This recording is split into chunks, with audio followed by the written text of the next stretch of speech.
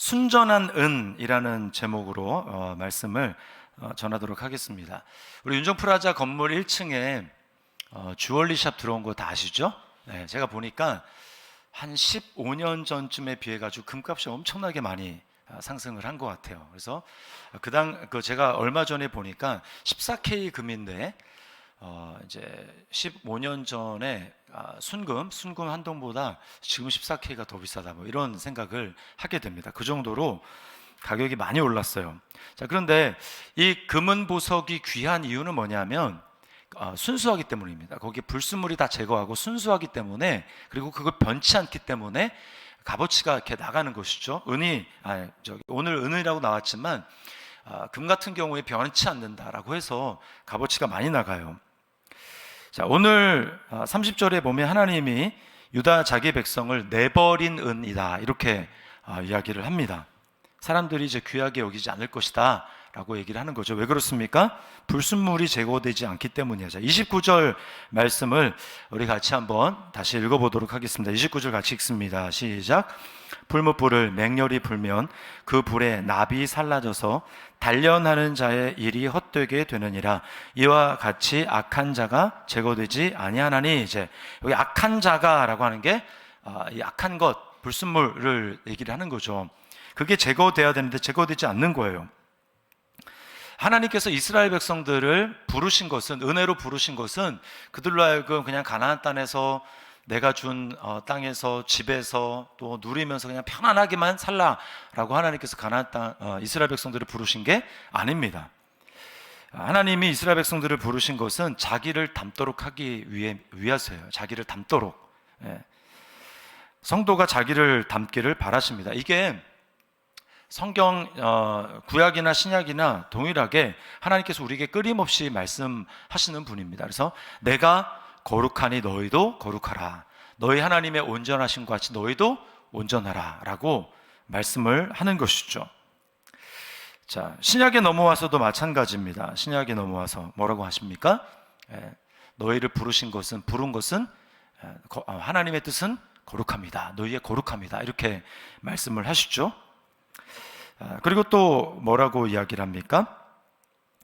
예수님을 닮도록 하기 위해서, 자기 아들의 형상을 본받게 하기 위해서 우리를 미리 정하셨다, 성경이 그렇게 이야기를 해요. 그래서 우리는 이것을 잊어버리면 안 됩니다. 거룩이에요, 거룩. 신구약 전체를 통해서 하나님이 우리에게 주시고자 하는 메시지는 거룩입니다. 자, 근데 거룩이라고 했을 때 우리는 그 거룩이라는 말을 종종 오해하게 되는데, 뭐냐 하면 어떤 특정한 행위를 함으로써 거룩해진다, 또는 남들과 스스로 뭔가를 내가 다른 것을 함으로써 거룩해진다라고 해서 그 거룩을 어떤 행위의 측면으로 전락시켜버리는 경우가 있다라고 하는 거예요. 근데 거룩은 아까도 제가 말씀을 드렸지만 행위의 측면이기 이전에 닮아가는 것입니다. 하나님을 닮는 거예요. 자, 그래서 예수님을 닮는 것, 하나님의 성품을 닮아가는 것, 이것이 거룩이다라고 하는 것입니다. 자, 근데 거룩하게 되기 위해서는 두 가지 조건을 충족을 해야 되는데, 첫 번째는 뭐냐면 풀무불, 오늘 이제 풀무불이라고 얘기를 하잖아요. 이 풀무불의 환경입니다. 풀무불이라는 것은 우리에게, 성도에게 고난의 환경을 얘기를 하는 거예요. 자, 은이 만약에 인격이 있다면 은의 입장에서 엄청나게 뜨거워서 녹일 수 있는 그 풀무불의 환경은 얼마나 고통스럽겠습니까? 그렇죠? 죽을 것 같은 환경이에요. 그러나 그 풀무불에 들어가야 불순물이 녹아지고 거기서 순수한 은을, 순수한 금을 채취할 수가 있는 것입니다. 고난의 환경에는 두 가지가 있어요. 하나는 수동적인 고난입니다. 수동적인 고난은 나는 원치 않지만 어쩔 수 없이 주어지는 수동적인 고난이에요. 그것은 죄 때문에 올 수도 있고, 또는 내가 죄를 짓지 않았지만 누군가의 잘못으로 인해서 누군가에 의해서 나에게 주어지는 그런 고난이 있습니다. 예를 들면 요셉을 생각을 해보세요. 요셉이 구약에 보면 고난의 대명사잖아요. 근데 요셉은 왜 고난을 당합니까? 그가 원해서 당한 게 아니라 형들에 의해 가지고 그가 애굽으로 팔리게 되잖아요. 거기서 노예로 살고 또 감옥에 죄수로 살고 라고 하는 이 엄청난 고난을 요셉이 당하게 됩니다. 근데 요셉이 당한 고난은 원해서 당한 게 아니기 때문에 수동적으로 본인이 그냥 어떻게 보면 피해자로 당하게 된 거죠. 우리는 대부분 다 이런 고난을 받습니다. 이건 수동적인 고난이에요. 반면에 능동적인 고난도 있습니다. 굳이 그렇게 하지 않는데도, 하지 않아도 되는데도 본인이 자처해서 당하는 고난이에요. 성경에 이런 인물을 꼽자면 예수님은 말할 것도 없고 바울 사도의 경우에 그렇습니다. 굳이 그렇게 전도여행 로마까지 안 가도 되는데 하나님의 복음을 증거하는 일을 마치려면 자기 생명을, 목숨을 귀하게 여기지 않는다라고 하면서 자처하는 고난입니다. 자처하는 고난.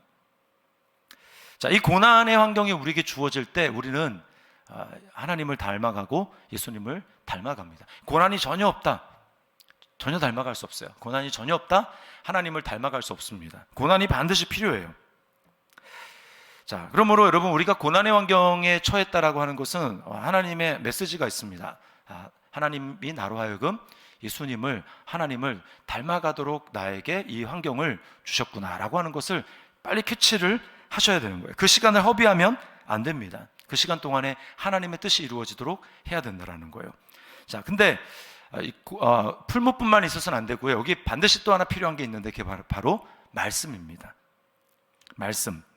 고난의 환경에 놓였다고 누구나 다 하나님의 원하는 인격으로 빚어지는 것 아닙니다. 거기에는 말씀이 있어야 돼요. 말씀이 없는 경우에 우리 주변에 고난 환경 때문에 오히려 더 인격이 피폐해지고 완고해지고 하나님에게서 이렇게 멀어지는 그런 경우들을 보게 됩니다. 왜 그렇습니까? 말씀이 없기 때문에 그래요. 자, 시편 105편 18절 19절에 요셉에 대해서 성경은 이렇게 기록하고 있습니다. 우리 같이 한번 읽어볼까요? 시작. 그의 발은 착고를 차고 그의 몸은 쇠사슬에 매였으니 곧 여호와의 말씀이 응할 때까지라. 그의 말씀이 그를 단련하였도다. 자, 여기 단련하였다라고 하는 이 말이 오늘 본문의 29절에 여기 단련하는 자의 일이 헛되게 된다, 똑같은 말입니다. 단련한다. 그러니까 순수하게 재련되는 것을, 불순말이 빠지는 것을 단련한다라고 하는 거예요. 자, 요셉은 고난의 환경 가운데 놓였지만 그 고난의 환경이 물론 요셉을 빚은 것도 있지만 거기에 말씀이 그를 단련했다, 이렇게 이야기를 합니다. 그러니까 말씀이 반드시 필요한 거예요. 요셉은 고난의 환경 가운데 하나님의 말씀을 붙들었습니다. 성경은 나오진 않지만 야곱이 요셉을 특별하게 사랑했잖아요. 그래서 요셉에게 이제 이런저런 이야기들을 많이 해줬을 거예요. 자, 먼저 아브라함을 하나님이 부르신 이야기, 그리고 절대로 일어날 수 없는 100세의 아들을 낳은 이야기, 너의 할아버지가 그렇게 낳은 거다, 그 이삭의 이야기, 그리고 또 자기 이야기를 하지 않겠습니까? 나는 원래 장자의 명분을 받고 하나님의 축복의 약속의 축복을 받을 수 있는 그런 사람이 아닌데 어머니가 나를 배웠을 때, 쌍둥이를 배웠을 때 하나님이 우리 어머니를 통해서, 리브가를 통해서 주신 말씀이 큰 자가 어린 자를 섬기리라. 정말 하나님 말씀대로 되어서 내가 그럴 자격 있는 사람이 아닌데 하나님이 나에게 이런 은혜를 주셨고 반드시 너에게도 그런 은혜가 임할 것이다. 그리고 요셉이 꿈을 꿨잖아요. 그 꿈을. 그래서 비록 지금 환경은 너무나 힘들고 어렵고 고통스러운 환경이지만 아버지를 통해서 조상 때에서 하나님이 어떻게 일하셨는지, 하나님의 약속이 어떻게 이루어지고 있는지, 그리고 지금 내가 꾼 꿈과는 정반대의 환경이 펼쳐져서 내 인생은 지금 망하는 것 같지만 그러나 반드시 아버지 때까지 이루어진 그 하나님의 약속의 말씀이 나에게도 이루어질 것이다. 꿈을 통해서 하나님이 나에게 말씀하신 그 말씀이 반드시 이루어질 것이다 라고 하는 그 말씀을 붙들은 것입니다. 그러니까 그 말씀이 환경을 버틸 수 있게 하고 그 말씀 때문에 요셉은 하나님을 닮을 수 있는 성품으로 빚어진 거죠. 요셉이 원래 사실은 되게 철부지입니다. 형들과 아버지를 이간질시키고, 지금으로 얘기하면 야곱이 이제 부자기 때문에 재벌이에요. 재벌가인데 형제들이 많습니다. 근데 배다른 형제들이에요. 거기서 누가 이 아버지의 뒤를 이어서 기업의 회장 자리를 차지할 이거 아니겠습니까? 그러니까 요셉은 형들을 아버지에게 좋지 않게 일러바침으로 해서 형제들 사이에 이간질시키고 자기가 이제 그것을 차지하려는, 굉장히 교만하고 철부지 없는 요셉인데, 이 빚어지는 것을 통해서 어떻게 됩니까? 요셉이 나중에 형제들이 자기를 판 것을 용서를 하죠. 그래서 이스라엘을 통해서 이스라엘의 12아들들이 하나님이 약속하신 그 놀라운 가나안 땅에서 열방을 향한 하나님의 영광을 드러낼 수 있는 그 12지파의 다 조상들이 되지 않습니까? 이게 말씀이 빚은, 고난의 그 풀무불 속에서 말씀이 빚어진 인격이라는 거예요. 그러나 이스라엘의 문제는 무엇입니까? 말씀을 거부하는 겁니다. 16절에 보면 옛적 길 곧 선한 길이라고 얘기를 하는데, 그것은 하나님의 말씀에 순종했던 조상들이 걸었던 길을 이야기를 하는 거예요. 거기를 가기를 거부하는 것입니다. 또 하나님이 그리로 가면 안 된다라고 해서 파수꾼을 세워서, 파수꾼은 선지자들이거든요. 선지자들을 세워서 끊임없이 하나님의 음성을 그들에게 주시는데도 불구하고 그들은 그것을 거부합니다. 17절을 보세요. 이렇게 얘기합니다. 내가 또 너희 위에 파수꾼을 세웠으니 나팔 소리를 들으라 하나 그들의 대답이 우리는 듣지 않겠노라 하여도다. 우리는 듣지 않겠노라. 자, 이것이 이스라엘의 현 모습이에요. 자, 그러나 여러분, 말씀을 순종하지 않을 때 당하는 고통은 고스란히 자기 몫입니다. 왜냐하면 왜 말씀을 우리가 순종해야 되느냐면요, 하나님은 이 세상을 말씀으로 창조하셨어요. 여러분 믿습니까? 말씀으로 창조하실 뿐만 아니라 지금도 하나님의 말씀으로 만물을 붙들고 계신다. 히브리서 1장에 그렇게 말씀을 하고 있어요. 그러니까요, 여기서 말씀이라는 건 꼭 성경 말씀을 얘기하는 게 아닙니다. 하나님이 말씀으로 세상을 창조하셨다는 것은 하나님이 지으신 질서와 법도대로 세상을 만드셨다는 거예요. 그 중에서 특별 은총이 성경에 기록되어 있고, 물론 일반 은총도 많이 기록되어 있지만 잠언 같은 데 보면, 그래서 그 말씀으로 하나님이 붙들고 있기 때문에 그 말씀의 법칙에서 어긋나잖아요. 그러면 당하지 않아야 될, 하나님이 천지를 창조하실 때 말씀 가운데 있어야 평안한데 그것을 거부함으로 말미암아 평안이 깨어지는 고통을 당하는 것은 고스란히 자기 몫입니다. 그러나 인간의 죄는 뭐예요? 하나님의 그 법칙, 하나님이 지은 질서, 그거를 거부하고 그냥 내가 원하는 대로 살고 싶은 겁니다. 내가 내 마음에 욕심이 원하는 대로 살고 싶은 거, 이게 바로 죄를 지은 결과예요. 내가 하나님 되겠다라는 거예요. 나는 그런 법칙 싫다, 내가 원하는 대로 살겠다. 이게 인간의 뿌리 깊은 죄성입니다. 자기중심성. 뭐 극단적인 얘기는 하지만 마약을 예로 들어볼게요. 마약은 법으로 금지되어 있습니다. 그런데 마약을 하면 기분은 뭐 좋다고 해요. 그래서 사람들이 돈이 있으면 자기 몸이 망가지는지도, 뇌세포가 파괴되고, 그리고 또 뭡니까? 뭐 막 치아도 막 다 완전히 뭉개진다고 하죠. 그럼에도 불구하고 그 마약을 하는 거예요. 사람들과의 관계도 다 피폐해집니다. 건강이 다 날아가고 돈도 날아갑니다. 이거 모르는 사람이 없죠. 그럼에도 불구하고 돈 있고 권력 있고 뭐 원하는 거 뭐 다 할 수 있는 그런 사람들. 요즘에는 막 이게 점점 더 퍼지고 있잖아요. 그래서 많은 사람들이 그러면 안 된다, 그러면 망가진다라고 하는 것을 알면서도 불구하고 어떻게 됩니까? 그걸 하는 거예요. 이건 뭘 보여주는 것입니까? 인간이 자기가 주인 될 것 같지만 자기가 주인이 아니라는 거예요.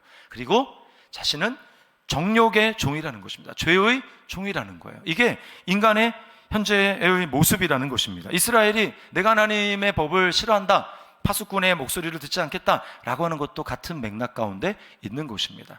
자, 그런데 그리스도인인 저와 여러분이 얼마나 복받은 존재입니까? 예수님이 우리를 위해서 행하신 일이 얼마나 놀라운 일이에요.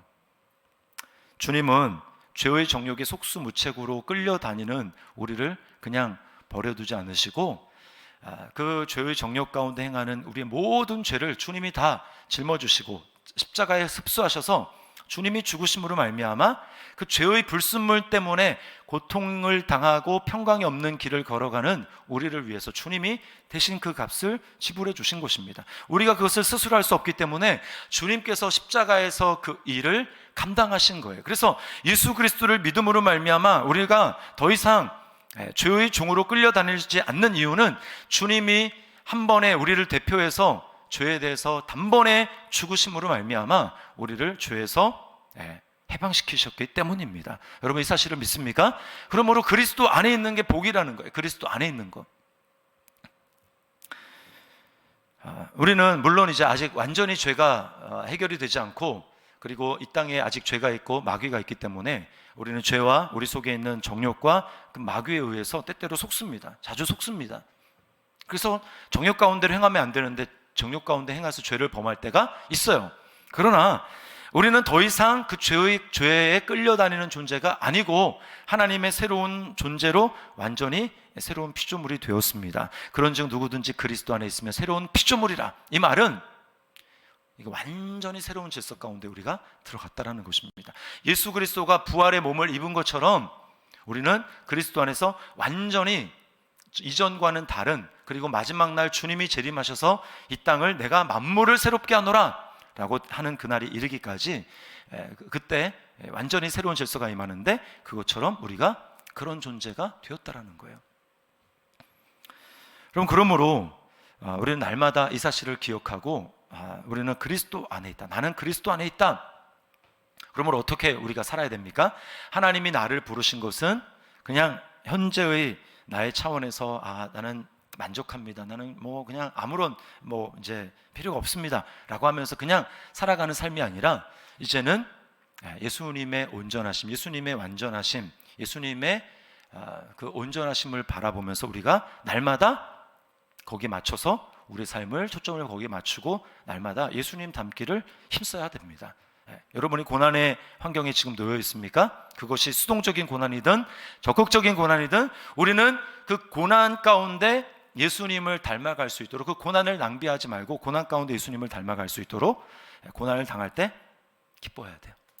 온전히 기쁘게 여기라 라고 말씀을 합니다. 고난 가운데 기뻐해야 됩니다. 그리고 날마다 말씀 가운데, 그리스도 안에서 날마다 말씀 가운데 순종하면서 그 순종의 길을 걸어가야 돼요. 내가 내 욕심대로 살고자 하는 것, 그것을 거기서 돌이켜서 말씀이 나에게 원하시는, 말씀이 나에게 명령하신 그대로 순종하며 나아가게 될 때, 여러분, 우리는 예수님을 점점 닮아가게 되고 하나님의 나라가 더 생생하게 우리에게 임하게 되고 우리는 그 나라를 소망하게 될 것입니다. 베드로전서 1장 6절부터 9절 말씀 우리 함께 읽고 마무리를 하도록 하겠습니다. 베드로전서 1장 6절부터 9절입니다. 우리 같이 한번 읽어볼게요. 시작. 그러므로 너희가 이제 여러 가지 시험으로 말미암아 잠깐 근심하게 되지 않을 수 없으나 오히려 크게 기뻐하는도다. 너희 믿음의 확실함은 불로 연던하여도 없어질 금보다 더 귀하여 예수 그리스도께서 나타나실 때에 칭찬과 영광과 존귀를 얻게 할 것이니라. 예수를 너희가 보지 못하였으나 사랑하는도다. 이제도 보지 못하나 믿고 말할 수 없는 영광스러운 즐거움으로 기뻐하니 믿음의 결국 곧 영혼의 구원을 받음이라. 아멘. 이것이 우리에게 마지막 날 곧 우리에게 닥칠 운명입니다. 그러므로 우리 말씀을 기억하면서 우리는 더 이상 이스라엘 백성들처럼 불순물이 가득 차서 소망이 없기 때문에 사람들이 버려지는, 이렇게 불리는 존재가 아니라, 저와 여러분 어떤 존재입니까? 예수 그리스도 안에서 점점 이미 예수님이 우리를 영광스럽게 하시고 거룩하게 하셨기 때문에 그것을 믿음으로 우리는 점점 예수님 닮아가는, 그래서 마지막 날 완전하게 될, 우리에게 불순물이 완전히 다 제거되고 예수님과 같이 영광스러운 그런 몸으로 변화될 것입니다. 우리는 순전한 은으로 불리게 될 것입니다. 이 말씀을 기억하고 우리 날마다 하나님 앞에 우리에게 주신 난 편한 거 원해 그러지 마시고, 우리 하나님 앞에 내게 원치 않던, 아니면 그런 게 없다 그러면 여러분, 우리가 바울 사도처럼 고난을 자초해야 됩니다. 고난을 자초하고 막 더 섬기고, 그리고 또 막 복음 전하고, 그래서 우리 말씀을 통해서 우리 환경 가운데 우리를 날마다 새롭게 빚어가시는 하나님의 은혜, 그 안에 주님이 주시는 남이 알지 못하는 크고 놀라운 비밀의 은혜를 우리 모두가 누릴 수 있는 우리 저와 여러분의 삶이 될 수 있기를 주님의 이름으로 축원합니다. 우리 말씀을 기억하면서 우리 기도 한번 했으면 좋겠어요. 아까 여러분이 나눔 가운데 이야기했던 그 나눔 속에서 또 여러분이 묵상하는 가운데 하나님이 여러분에게 주셨던 말씀들, 그리고 또 들으면서, 오늘 말씀을 들으면서 또 여러분에게 하나님이 말씀하신 그것들을 가지고 이 시간 좀 기도했으면 좋겠습니다. 주님, 제가 믿음으로 하나님 앞에 날마다 예수님 닮아가는 그런 삶 살기를 원합니다. 주님, 나에게 은혜를 베풀어 주시고 내가 고난을 억지로 받을 필요는 없겠지만 고난을 원망하고 불평하지 않게 도와주시고 기뻐하게 하시고, 그리고 그 가운데 날마다 말씀의 순종함으로 말미암아 내게 주시는 하나님의 놀라운 은혜, 우리 예수님 닮아가는 은혜를 누릴 수 있도록 인도해 달라고 우리 시간에 같이 한번 우리 한 목소리로 함께 기도하며 나가도록 하겠습니다. 기도하시겠습니다.